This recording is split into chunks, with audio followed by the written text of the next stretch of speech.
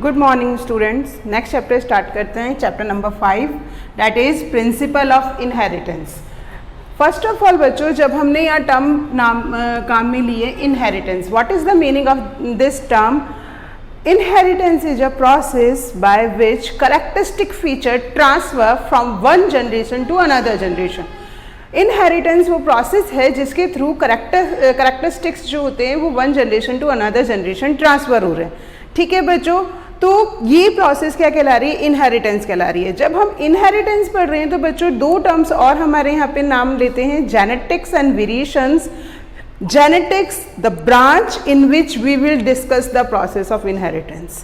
हम सिंपल सी लैंग्वेज में ये भी बोल सकते हैं, the branch in which we will deal with the genes, DNA, chromosomes and the process of inheritance.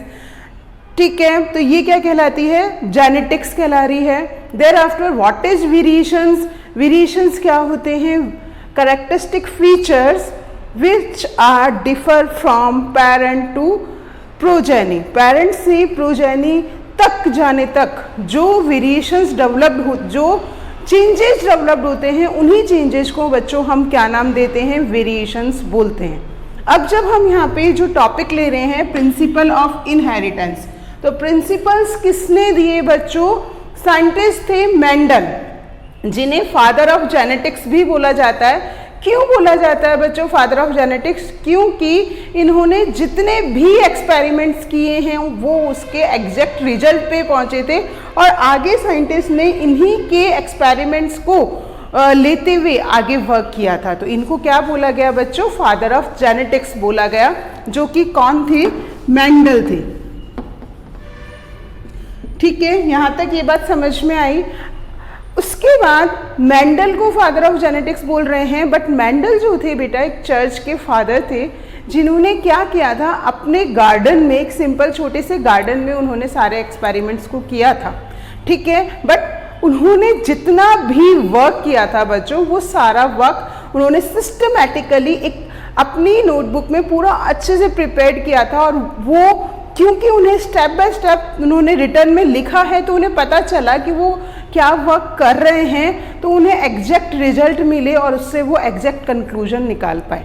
तो अब मैं स्टार्ट करती हूँ बच्चों, मेंडल्स लॉ या प्रिंसिपल ऑफ इनहेरिटेंस भी बोला जाता है। तो जब बच्चों हम मेंडल्स लॉ की बात करते हैं तो फर्स्ट ऑफ ऑल हमें पता होना चाहिए कि मेंडल ने क्या वर्क किया था, उन्होंने कौन से प्लांट को चूज किया था फॉर द एक्सपेरिमेंट। ठीक है, मेंडल ने कौन सा प्लांट लिया फॉर द एक्सपेरिमेंट बच्चों? पी प्लांट लिया था। पी प्लांट का बॉटनिकल नेम में बच्चों बोलूँ तो पाइसम सेटाइवम होता है। 1 मार्क्स में बच्चों ये क्वेश्चन काफ़ी बार पूछा गया है, तो आपको ये चीज़ ध्यान रखनी है। पी प्लांट का बॉटनिकल नेम क्या है? Pisum sativum. नेक्स्ट आते हैं बच्चों, why he chose pisum sativum as a experimental plant. उन्होंने अपने एक्सपेरिमेंटल प्लांट के फॉर्म में पाइसम सेटाइवम को ही क्यों चूज किया था बच्चों? उसके पीछे काफ़ी सारे रीजन थे। पहला मेन रीजन बच्चों इसको क्या था कि इसका जो लाइफ स्पान था वो शॉर्ट था। What is the meaning of life span? What is the meaning of life span बच्चों? Life span is the time period between birth to death. But to death के बीच का जो टाइम पीरियड होता है उसे लाइफ स्पान कहते हैं। पी का लाइफ स्पान बच्चों बहुत छोटा था, तो उन्हें फटाफट रिजल्ट मिल जाते थे।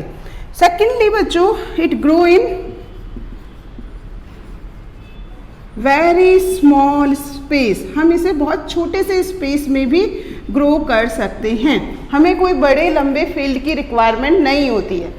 थर्ड, और मैंने अभी आपको बोला कि उन्होंने जो एक्सपेरिमेंट किए वो एक्सपेरिमेंट उन्होंने कैसे करे बच्चों? अपने गार्डन में ही करे थे, और गार्डन का स्पेस जो था बहुत छोटा सा था। थर्ड मैं बात करूं बच्चों, तो ये जो प्लांट होता है नॉर्मली कौन सा प्लांट होता है? बाइसेक्सुअल प्लांट होता है। अब बच्चों बाइसेक्सुअल मीनिंग क्या होता है? What is the meaning of bisexual?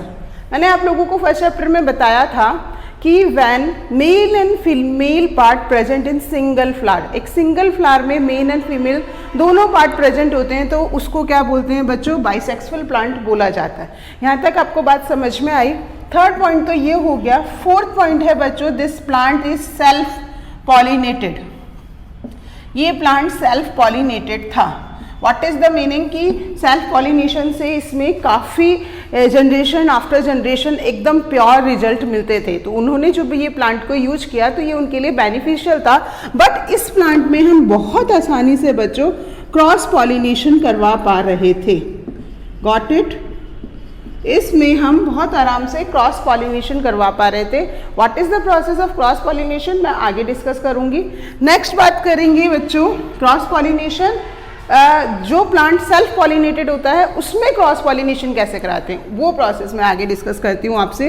Next बात करते हैं बच्चों, फर्स्ट मैंने आप लोगों को ये बात बोल दी कि ये प्लांट जो था सबसे पहले शॉर्ट लाइफ स्पान शॉर्ट होती है, बहुत स्मॉल एरिया में इसको ग्रो कर सकते हैं, बाइसेक्सुअल फ्लावर होता है, सेल्फ पॉलिनेटेड फ्लावर है। तो उससे क्या हो रहा है बच्चों, काफ़ी जनरेशन आफ्टर जनरेशन हमें अच्छे रिजल्ट्स मिल रहे हैं और प्योर रिजल्ट मिल रहे हैं। उसके बाद ये सेल्फ पॉलिनेटेड फ्लावर होने के बावजूद हम इसमें क्रॉस पॉलिनेशन बहुत आसानी से करा पा रहे हैं। नेक्स्ट इसमें क्या है बच्चों कि एक बार में नंबर ऑफ सीड्स ज़्यादा प्रोड्यूस होते हैं, तो रिजल्ट हमें काफ़ी सारे मिलते हैं। तो हमें पता चलता है कि हाँ एग्जैक्टली क्या है इसका एक्सपेरिमेंट का रिजल्ट या ऑब्जर्वेशंस हम अच्छे से उसमें देख पा रहे हैं। तो नंबर ऑफ सीड्स जो होते हैं पी प्लांट में बहुत ज़्यादा होते हैं। और मोस्ट इम्पॉर्टेंट फैक्टर जो है बच्चों कि इस प्लांट में 7 कॉन्स्ट्रक्टिंग कैरेक्टर प्रेजेंट होते हैं। 7 कॉन्स्ट्रक्टिंग कैरेक्टर क्या होते हैं वो मैं आपको बताती हूँ। मोस्ट इम्पॉर्टेंट फैक्टर बच्चों इसका यही है कि इसमें 7 कॉन्ट्रास्टिंग कैरेक्टर्स प्रेजेंट होते हैं। 7 कॉन्ट्रास्टिंग कैरेक्टर में फर्स्ट कैरेक्टर होता है बच्चों height of the plant, plant की हाइट। तो प्लांट की हाइट होती है बच्चों टॉल एंड शॉर्ट, यानी एक प्लांट टॉल है तो दूसरा प्लांट इसका शॉर्ट होता है। 2 कॉन्ट्रास्टिंग कैरेक्टर क्लियरली अलग अलग प्लांट्स में दिख रहे हैं। सेकंड है बच्चों मैंने आपको बताया था colour of the flower, colour of the flower violet and white. Third की बात करते हैं बच्चों तो पोजीशन ऑफ फ्लावर, थर्ड की बात करो तो पोजीशन ऑफ फ्लावर, फ्लावर की पोजीशन बच्चों या तो क्या होती है एक्सियल होती है या होती है टर्मिनल। अब आप पूछोगे ma'am what is the meaning of this position, axial position and terminal position. ये तो समझ में आ रहा है कि हाइट लंबा प्लांट होता है या फिर छोटा प्लांट होता है। कलर हमें समझ में आ रहा है कि वॉयलेट कलर है या वाइट कलर है, पर हमें ये टर्म्स नहीं समझ में आ रही हैं। एक्सियल और टर्मिनल का मतलब क्या होता है बच्चों सुनना कि प्लांट है ये, प्लांट के नोट से जब फ्लावर बड निकल रही है इस पोजीशन से तो ये पोजीशन कहलाती है एक्सियल, और जब टिप से फ्लावर निकल रहा है तो उसको कहते हैं हम टर्मिनल। यानी प्लांट जो है वो फ्लावर जो है यदि नोट से डेवलप्ड हो रहा है तो उसको एक्सियल पोजीशन बोलते हैं, और यदि टिप से डेवलप्ड हो रहा है तो उसे टर्मिनल पोजीशन बोलते हैं। ठीक है, फिर आते हैं बच्चों पोजीशन हो गई, उसके बाद आते हैं हम नेक्स्ट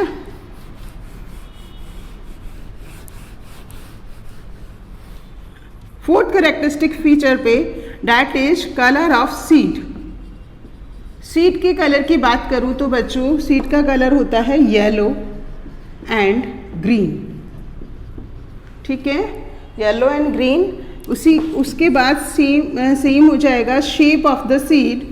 शेप क्या रहता है बच्चों, राउंड एंड रिंकल्ड। थोड़ा 10th में तुमने ये थोड़ा सा तो पढ़ा है तो वहाँ ध्यान होगा, सीड का कलर और सीड का शेप दोनों दिया हुआ है बच्चों। अब यदि मैं राउंड की बात करूँ तो राउंड तो इस तरीके से होंगे, रिंकल्ड की बात करूँ तो इस तरह के सीड्स होते हैं बच्चों। ठीक है, फिर आते हैं हम कलर ऑफ पॉड, जो उसकी फली आती है बच्चों उसको बोलते हैं colour of pod, green and yellow. Colour कैसा है बच्चों, ग्रीन एंड येलो। और यदि मैं किसकी बात करूं, शेप ऑफ द पॉड, तो या तो वो फुल होगा या फिर वो क्या होगा, कॉन्स्ट्रिक्टेड होगा। क्लियर? तो 7 कॉन्ट्रास्टिंग कैरेक्टर बच्चों यहाँ पे मैंने बोले। Height of the plant, plant की हाइट की बात करें तो टॉल प्लांट होगा, शॉर्ट प्लांट होगा। सेकेंडली बात करें कलर ऑफ द फ्लावर की तो वॉयलेट एंड वाइट होगा। थर्ड बात करते हैं पोजीशन ऑफ द फ्लावर की तो एक्सियल और टर्मिनल होगी। यदि फिफ्थ बात करती हूँ colour of the seed, seed का कलर होता है येलो और दूसरे का होता है green. Shape of the seed, wrinkled, sorry round and wrinkled बोलूँगी मैं यहाँ पे। जब हम फर्स्ट ये वाले डोमिनेंट कैरेक्टर और रेसेसिव कैरेक्टर बोलते हैं वो मैं नेक्स्ट समझाऊंगी जब हम क्रॉस करेंगे। फिर आते हैं कलर ऑफ द पॉड। तो कलर पॉड का ग्रीन होता है और उस तरफ होता है yellow. Shape of the pod full होता है, या तो वो जो है ना इसका होता है पॉड का शेप, या फिर क्या होता है बच्चों, कॉन्स्ट्रिक्टेड होता है। तो ये 7 कॉन्ट्रास्टिंग कैरेक्टर क्योंकि एक सिंगल पी प्लांट में क्लियरली अपीयर थे, इसीलिए उन्होंने क्या किया, पी प्लांट को चूज किया था। ठीक है, अब हम बच्चों थोड़ा सा जो उन्होंने पूरा वर्क किया उससे रिलेटेड जो थोड़ी सी टर्म्स हैं वो मैं आपसे डिस्कस करती हूँ।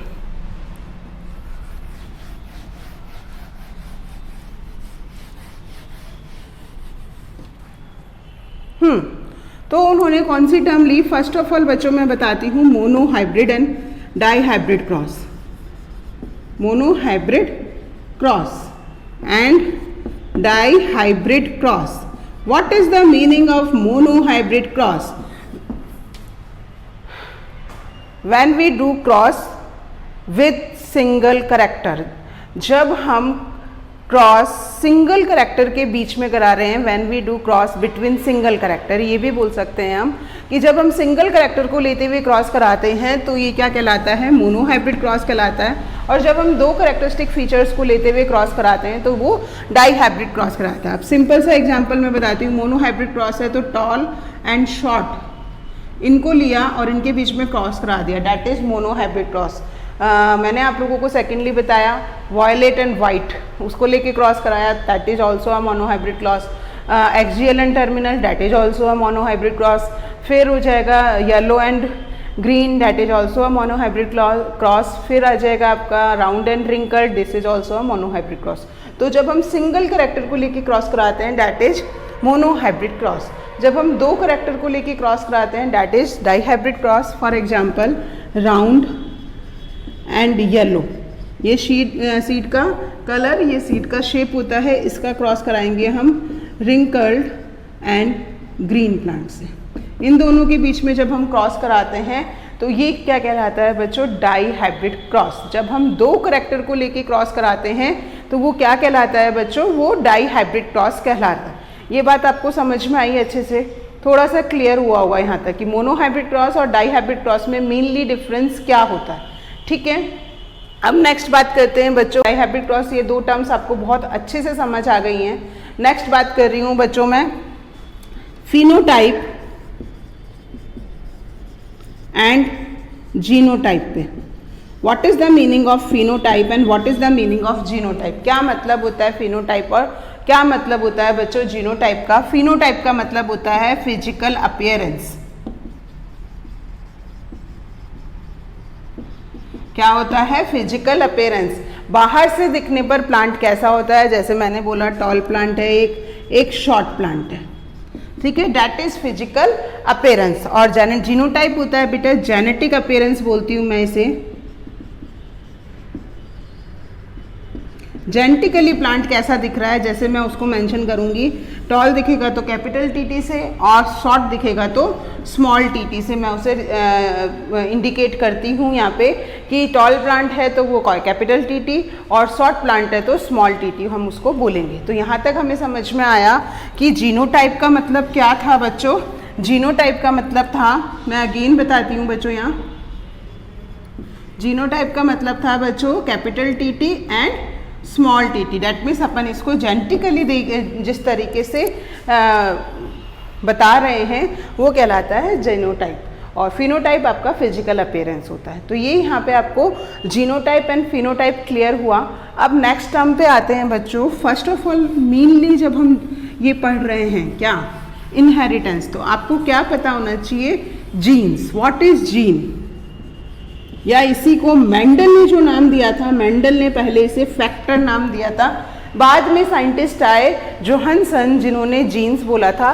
फैक्टर्स क्या थे बच्चों, वही मैं बोलती हूँ functional unit of the DNA, जो कैरेक्टर्स को one generation to another generation लेकर जाती है, दैट इज जीन। अब एक और टर्म आती है बच्चों एलिल्स।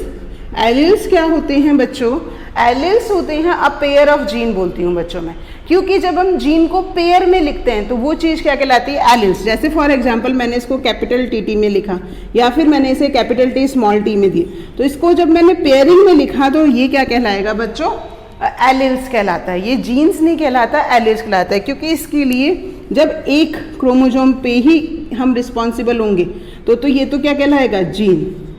और जब हम 2 क्रोमोजोम्स पे डिपेंड हो जाते हैं बच्चों तो ये एलिल्स बन जाता है। गॉट इट, समझ में आया। मैंने आपको हमेशा बताया है कि पहले भी डिस्कस हुआ थोड़ा बहुत, तो मैंने आपको बताया था कि हम डिप्लॉयड हैं, हमारे 2 क्रोमोजोम मिलके एक कैरेक्टरिस्टिक फीचर को कोड करता है, ठीक है। तो वो जो 2 क्रोमोजोम मिलके क्या बना रहे हैं बच्चों, एलिल्स फॉर्म करते हैं। क्लियर होगी। अब आपने देखा होगा बच्चों, एक जगह तो मैंने कैपिटल टी लिखा है, एक तरफ मैंने कैपिटल टी स्मॉल टी लिखा है। इन टर्म्स को भी आपको थोड़ा सा ध्यान रखना होगा। जब सेम टाइप ऑफ जीन्स होते हैं तो होमोजाइगस कंडीशन होती है। जब सेम टाइप ऑफ जीन्स होते हैं तो उस कंडीशन को हम क्या कहते हैं बच्चों, होमोजाइगस कंडीशन कहते हैं। और जब डिफरेंट टाइप ऑफ जीन्स होते हैं तो उसको हम क्या कहते हैं, हेट्रोजाइगस कंडीशन बोलते हैं। अगेन रिपीट करती हूँ बच्चों में, जब same type of gene, that means capital T हमें दिख रहा है या स्मॉल टी मैं बोल रही थी, तो वो कंडीशन क्या कहलाएगी बच्चों, होमोजाइगस कंडीशन कहलाती है। और जब हमें डिफरेंट टाइप ऑफ क्या दिख रहे होते हैं बच्चों, जीन्स दिख रहे होते हैं, तो वो कंडीशन क्या कहलाती है, जैसे कैपिटल टी और स्मॉल टी साथ में है तो वो कंडीशन हेट्रोजाइगस कंडीशन कहलाती है, ठीक है। तो ये आपकी कुछ टर्म्स थी जो आपको मेंडल्स एक्सपेरिमेंट से पहले पता होनी जरूरी थी। अब हम स्टार्ट करते हैं मेंडल एक्सपेरिमेंट। मेंडल एक्सपेरिमेंट में फर्स्ट ऑफ ऑल जो बच्चों मैं स्टार्ट करूँगी वो है मोनोहाइब्रिड क्रॉस। क्या है वो, मोनोहाइब्रिड क्रॉस। अभी मैंने आपको बताया कि जब हम सिंगल कैरेक्टर को लेके क्रॉस कराते हैं तो वो मोनोहाइब्रिड क्रॉस कहलाता है। तो उन्होंने क्या किया, एक लिया टॉल प्लांट, दूसरा लिया शॉर्ट प्लांट। अब टॉल प्लांट को उन्होंने एज अ मेल यूज करा, इसको एज अ फीमेल। तो बात समझ में आ रही है। यहाँ से इन्होंने पॉलन कलेक्ट करे और कलेक्ट करके किस में ट्रांसफ़र कर दिए, फीमेल्स में ट्रांसफ़र कर दिए। तो यहाँ पे क्योंकि बच्चों नॉर्मली फ्लावर क्या होता है, सेल्फ पॉलिनेटेड फ्लावर है, बट हमें क्या करना है, क्रॉस पॉलिनेशन करना है। तो क्रॉस पॉलिनेशन के लिए हमें 2 टर्म्स यहाँ पे ध्यान रखनी है बच्चों, इमैस्कुलेशन एंड दूसरा होता है bagging. What is the meaning of emasculation? Emasculation का मतलब होता है जो टॉल प्लांट होता है, टॉल प्लांट में है ना, मेन जो प्लांट होता है उस प्लांट में हम क्या करते हैं कि इसका जो ये होता है स्ट्राइल या स्टिग्मा बोलते हैं इसको, पॉलीथीन बैग से क्या कर देते हैं, ढक देते हैं, पॉलीथीन बैग से ढक देते हैं। इस कंडीशन को मैं बैगिंग बोलती हूँ। मैंने ये चीज़ आपको थोड़ी सी उसमें भी बताई थी सेकंड चैप्टर में, कि जब हम स्टिग्मा को पॉलीथीन बैग से ढकते हैं तो जो पॉलन हमें चाहिए वो पॉलीथीन बैग हटा के हम वही पॉलन उसमें इंट्रोड्यूस करेंगे। और इसके एंथर जो होता है, एंथर का डेवलपमेंट होता है, और इसके एंथर को, यानी इसको तो पॉलीथीन बैग से ढक दिया हमने, और एंथर जो है इससे यहाँ से पॉलन को कलेक्ट करेंगे अब। और यहाँ पे जो शॉर्ट प्लांट होता है, शॉर्ट प्लांट के जो हमने क्या कहते हैं, इसको एज अ फीमेल यूज कर रही हूँ, तो इसकी बैगिंग तो मैंने करी है। साथ में इसका जो ये एंथर वाला पोर्शन था इसको बिफोर मैच्योरेशन मैंने कट कर दिया। यहाँ से 2 टर्म यहाँ पे होती है बच्चों, emasculation and bagging. Emasculation mainly मैं फीमेल फ्लावर्स का बताती हूँ। रीजन क्या होता है, क्योंकि उसके एंथर की मुझे रिक्वायरमेंट नहीं है तो मैं उसके एंथर को बिफोर मैच्योरेशन वहाँ से कट कर देती हूँ, वहाँ से कट करके निकाल देती हूँ, मुझे इसकी रिक्वायरमेंट है ही नहीं। तो this process of cutting down of anther before maturation is known as emasculation. इस प्रोसेस को मैं इमैस्कुलेशन कहती हूँ। एंड दिस स्टिग्मा को जब हम किससे कर रहे हैं, पॉलीथीन बैग से ढक देते हैं, तो वो चीज़ क्या कहलाती है, the stigma is covered with the polythene bag, उसको हम क्या बोलते हैं, बैगिंग कहते हैं। क्योंकि जो पॉलन मुझे इस मेल फ्लावर के पॉलन ही चाहिए थे, तो यहाँ से मैं पॉलन लूँगी, इस पॉलीथीन बैग को खोलूँगी और इसके ऊपर डस्ट कर दूँगी, तो इससे क्या होगा बच्चों, क्रॉस पॉलिनेशन होगा। अगेन रिपीट कर रही हूँ बेटा, क्रॉस पॉलिनेशन 2 प्रोसेस के थ्रू होता है, इमैस्कुलेशन एंड बैगिंग। जिस मेल प्लांट का हमें पॉलन लेने होते हैं उसके स्टिग्मा को भी ढक देते हैं, और जिस फीमेल प्लांट के अंदर डस्ट करने होते हैं उसके स्टिग्मा को भी ढक देते हैं। बट फीमेल फ्लावर के एंथर को बिफोर मैच्योरेशन में कट कर देती हूँ ताकि उसमें सेल्फ पॉलिनेशन के चांसेस ना रहे। तो यहाँ से मैंने पॉलन लिए और मैंने कहाँ ट्रांसफ़र कर दिए, फीमेल फ्लावर के स्टिग्मा पे। तो अब क्या हुआ कि वहाँ से मेल गैमेट्स जो थे वो कहाँ पे पहुँचे बच्चों, एम्ब्रियो सैक तक पहुँचे। उन्होंने क्या बनाया, सबसे पहले जाइगोट फॉर्म किया मेल के साथ मिलके और अल्टीमेटली एम्ब्रियो का फॉर्मेशन कर लिया। और इस तरीके से जो सीड हमें मिले, उन सीड की जब हमने सोइंग करी कहाँ पे, क्रॉप फील्ड पे, तो उससे क्या हुआ, नेक्स्ट जनरेशन रिप्रोड्यूस हुई। तो इस चीज़ को मैं यदि कंप्लीटली यहाँ लिखती हूँ तो वो मैं कैसे बताती हूँ बच्चों, जब हम मेल प्लांट और फीमेल प्लांट यानी tall and short, tall is the capital TT, short is the small TT, इन दोनों को जब मैंने क्रॉस कराया, क्रॉस का मतलब यहाँ पे बताना है क्रॉस ब्रीडिंग बोल दो या क्रॉस हाइब्रिडाइजेशन भी बोलते हैं इस टेक्निक को। हम जब एक हम सेपरेट 2 तरह के प्लांट्स ले रहे हैं, यहाँ पे एक टॉल प्लांट लिया, एक मैंने शॉर्ट प्लांट लिया, ठीक है, इन दोनों के बीच में क्रॉस कराया। तो F1 जनरेशन में जब हमने बाहर से देखा तो सारे के सारे प्लांट हमें कैसे दिखे, टॉल, यानी मैंने बाहर से देखा जितने सीड्स की सोइंग मैंने की थी वो सारे के सारे प्लांट मुझे क्या मिले, टॉल मिले। अब इन प्लांट्स को मैंने सेल्फ पॉलिनेट होने दिया, इस चीज़ को मैं क्या बोलती हूँ, सेल्फिंग, यानी अब मैंने इमैस्कुलेशन और बैगिंग की प्रोसेस को नहीं लिया है।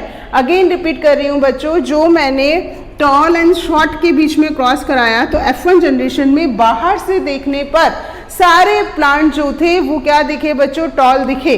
अब इनके बीच में जब हमने सेल्फ पॉलिनेशन कराया तो सेल्फ पॉलिनेशन कराने के बाद हमें, अच्छा बच्चों ये चीज़ भी मैं एक चीज़ आपको यहाँ क्लियर कर देती हूँ, इससे 2 गैमेट्स बनेंगे कैपिटल T, इससे 2 गैमेट्स बनेंगे स्मॉल t, इनके बीच में क्रॉस कराओ, ये एक बार इससे करेगा, ये एक बार इससे करेगा, फिर ये दूसरे वाले से करेगा, फिर ये दूसरे वाले, तो 4 प्लांट यहाँ मिलेंगे और चारों के चारों प्लांट यही रहेंगे।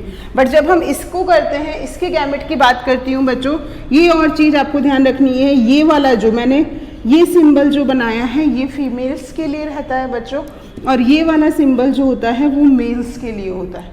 ये थोड़ा सा बच्चों ध्यान रखना कि मेल और फीमेल के सिंबल का आपको पता है या नहीं है। फिर मैं बात करती हूँ कैपिटल T स्मॉल t, तो कैपिटल T ये तो हो गया मेल के लिए, और स्मॉल t की बच्चों मैं बात करूं, ये इससे 2 गैमेट्स का फॉर्मेशन होगा, कैपिटल T और स्मॉल t। बच्चों इस चीज़ को मैं थोड़ा सा इस तरफ लेना चाह रही हूँ कि आपको दिखे, यहाँ बनाऊँ, यहाँ आपको दिखेगा सेल्फिंग। मैं यहाँ पे बता देती हूँ बच्चों कि 4 प्लांट हैं इस जगह पे, जब इनके बीच में हमने सेल्फिंग करी तो इससे 2 तरह के गैमेट मिले, कैपिटल T और स्मॉल t। इसको मैं इस चेकअप से समझाती हूँ, इससे बच्चों को बहुत अच्छे से पता चलता है। देखो ये सिंबल है फीमेल्स का, सिंबल ध्यान रखना, ये सिंबल है मेल का।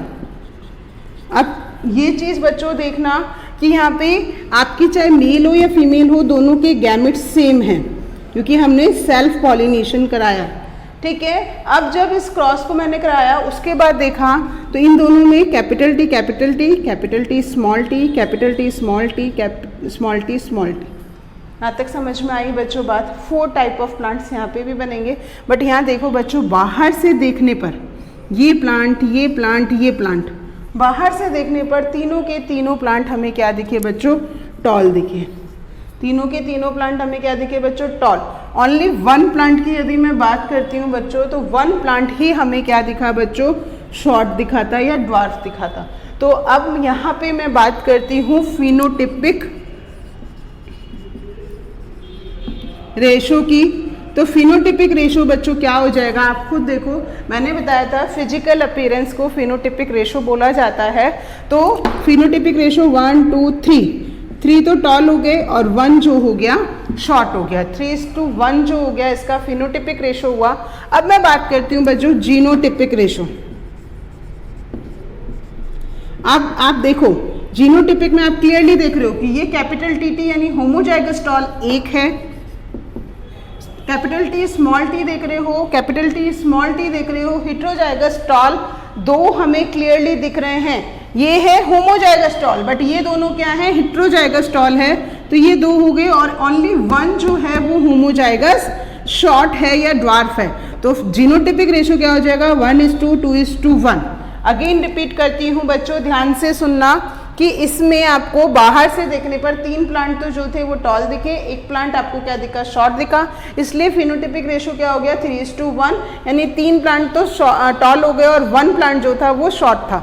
बट जब मैं जीनोटिपिक रेशो की बात करूं तो मैंने अभी आपको बताया था what is the meaning of homozygous, जब दोनों क्रोमोसोम जो होते हैं वो सेम होते हैं वो होमोजाइगस कंडीशन कहलाती है, और जब दोनों क्रोमोसोम्स अलग होते हैं तो वो हेट्रोजाइगस कंडीशन कहलाती है। तो ये जो हुआ ये होमोजाइगस टॉल हुआ, ये हेट्रोजाइगस टॉल हुआ, और ये जो है होमोजाइगस शॉर्ट हुआ। तो जीनोटिपिक रेशो 1:2:1। तो ये जो मोनोहाइब्रिड क्रॉस करवाया उन्होंने, तो मोनोहाइब्रिड क्रॉस करवाने के बाद ये जो जनरेशन मिली, इस जनरेशन को तो उन्होंने क्या नाम दिया बच्चों, F1 जनरेशन। इस जनरेशन को उन्होंने F1 जनरेशन बोला, और उसके बाद जब उन्होंने यहाँ पे क्रॉस कराया, ये जनरेशन जो मिली इसे इन्होंने क्या नाम दिया, F2 जनरेशन नाम दिया। तो F1 जनरेशन के रिजल्ट के अकॉर्डिंग, जो F1 जनरेशन में जो रिजल्ट आया था उस रिजल्ट के अकॉर्डिंग उन्होंने जो लॉ दिया, उस लॉ को बच्चों मैं क्या बोलूँगी, लॉ ऑफ डोमिनेंस। क्या बोलेंगे बच्चों, law of dominance. What is the meaning of law of dominance? F1 generation में जो करेक्टर्स अपीयर होते हैं, कौन सा करेक्टर अपीयर हुआ था, जितने भी प्लांट्स बच्चों दिखे थे सारे के सारे टॉल थे। तो F1 जनरेशन में जो कैरेक्टरिस्टिक फीचर्स अपीयर होते हैं वो क्या कहलाते हैं, डोमिनेंट करेक्टर, और जो अपीयर नहीं होते हैं वो क्या कहलाते हैं, रेसेसिव करेक्टर। बिकॉज यहाँ पे हमने मेनली डोमिनेंसी को देखा, F1 जनरेशन में दिखा क्या, हमें केवल डोमिनेंसी दिखी, इसीलिए इन्होंने कौन सा लॉ दिया, फर्स्ट लॉ ऑफ डोमिनेंस। तो ये चीज दोबारा से बोल रही हूँ, F1 जनरेशन में जो कैरेक्टरिस्टिक फीचर्स अपीयर होते हैं उन्हें क्या बोलते हैं, डोमिनेंट, और जो अपीयर नहीं होते हैं उन्हें क्या बोलते हैं, रेसेसिव। सेकंड की बात करती हूँ बच्चों, law of segregation.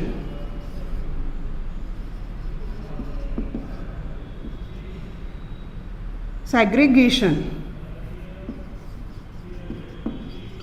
Law of segregation क्या होता है बच्चों, law of segregation F1 generation के बीच जब हमने क्या करा है, सेल्फ पॉलिनेशन होने दिया, सेल्फिंग होने दी, तो जो करेक्टर F1 जनरेशन में अपीयर नहीं हुए थे, कौन से करेक्टर हमें शॉर्ट नहीं दिखे थे, वो F2 जनरेशन में अपने आप को सेपरेटली अपीयर करते हैं या वो सेग्रीगेट हो जाते हैं। और चाहे हमें एक ही प्लांट दिखा था शॉर्ट, यानी 3 में से एक ही, यानी 25% ही प्लांट्स, 100% की बात करूं तो 25% ही प्लांट शॉर्ट थे, पर उन्होंने अपने आप को सेपरेटली अपीयर किया था, इसीलिए इसको क्या बोलते हैं, लॉ ऑफ सेग्रीगेशन।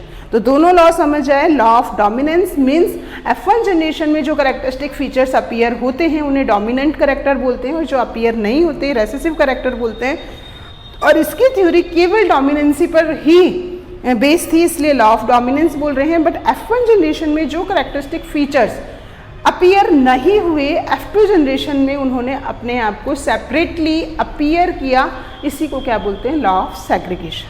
ठीक है, तो ये बच्चों मोनोहाइब्रिड क्रॉस से आपके 2 लॉ यहाँ पे आपको क्लियर हुए, law of dominance and law of segregation. अब जब मैं नेक्स्ट क्लास लूँगी बच्चों, तो नेक्स्ट क्लास में मैं आपको डाई हाइब्रिड क्रॉस समझाऊंगी। ठीक है।